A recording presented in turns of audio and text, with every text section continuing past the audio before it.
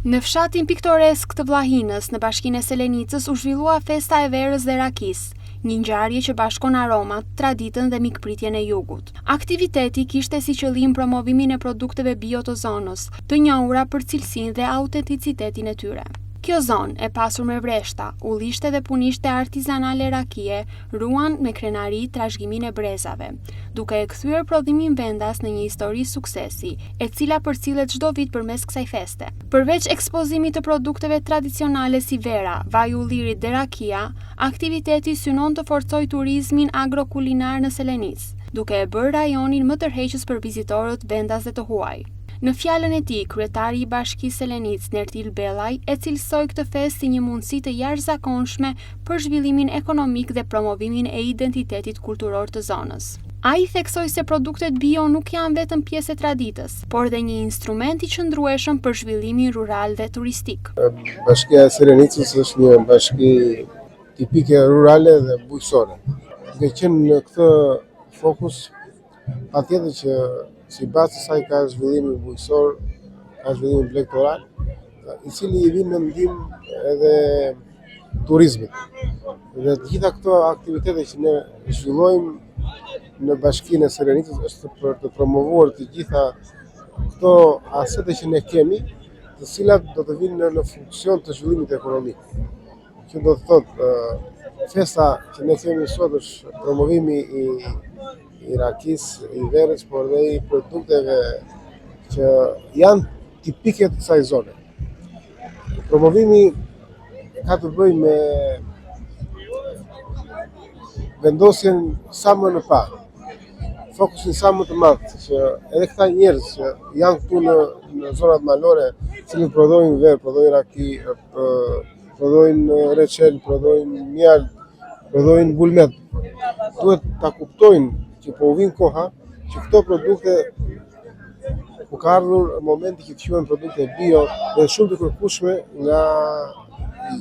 nga turistët, por dhe nga vetë banorët e Vlorës, të Shqipërisë dhe Tiranës. Në stendat e improvizuara, fermerët e zonës prezantuan varietete të ndryshme rushi, vaj ulliri dhe raki artizanale, të prodhuara me përkushtim dhe pa kimikate. Ata tregojnë se megjithse puna është e vështirë, mungesa e tregut të qëndrueshëm mbetet sfida kryesore. Për këtë arsye, evente si kjo ndihmojnë në lidhjen e prodhuesve me konsumatorët dhe operatorët turistik. Çfarë prodhoni? Verë, raki, janë në qipë, kryesor, Sa hektar keni? që më shatar që jemi, pako gjë 5 milion kam, 5 milion Bresh. bresh. Çfarë varieteti? Sheshi zi, sheshi bar. Keni vite që merreni me breshari? Kemi 20 vite. Por ashtu ne po plak kemi, nuk e mbajmë. Ky është prodhim bio apo jo? Po. Ka treg xhaxhi? S'ka tre. Nuk kam 5 kontal vere, 5 kontal raki, e kam brenda. Nuk pëshes do të s'ka. Sa keni patur më përpara sipërfaqe të bio? Po pak kemi bërë neve se si përballojmë dot. Se vasher për shembull vendin çik si i thatë. Edhe po si bëre shërbim. Nga cili fshat jeni? Na këto i takojnë njësisë Sevaster. Sevasteri prodhon nga çdo gjë. Dhe sa është litri? Nuk ka patur shumë, nuk ka patur shumë të zhvilluar, domethënë se neve pjesa jonë më tepër prodhon raki, shumë të pak tek Avern, sepse tradita e rakisë ka qenë tek neve. Prodhohet dhe verë tani, po sa për nevojat atje nuk ka verë për shitje për treg për të jashtëm. Ndërsa raki ka për treg të jashtëm, po më tepër e përdor zona aty, e përdor zonë Për vreshtari dhe ulli, për frutikulturën për përgjithësi. Është zonë ambjenti i duhur. Ju vetë prodhoni? Unë prodhoj vaj ulliri dhe raki. Si është tregu i rakisë dhe verës sot? Tregu i rakisë dhe verës si vjetë na ka përqefi në shumë të pak. Se ka qenë do me thënë që sharak në fara.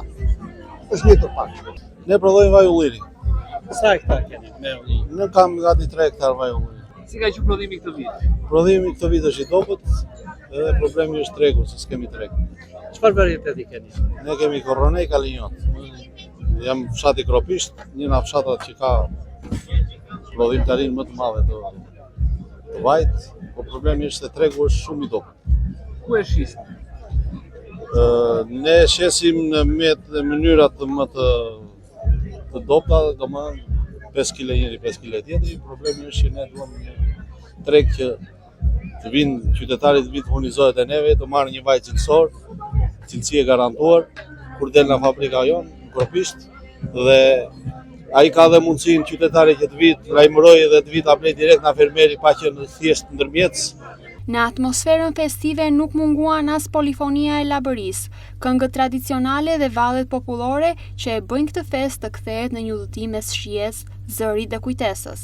Në një zonë ku dollia nisi dikur si një rit i thjesht tavoline, sot ajo është bërë pjesë e trashëgimisë shpirtërore të UNESCO-s, duke i dhënë kësaj feste një dimension të veçantë kulturor dhe identitar.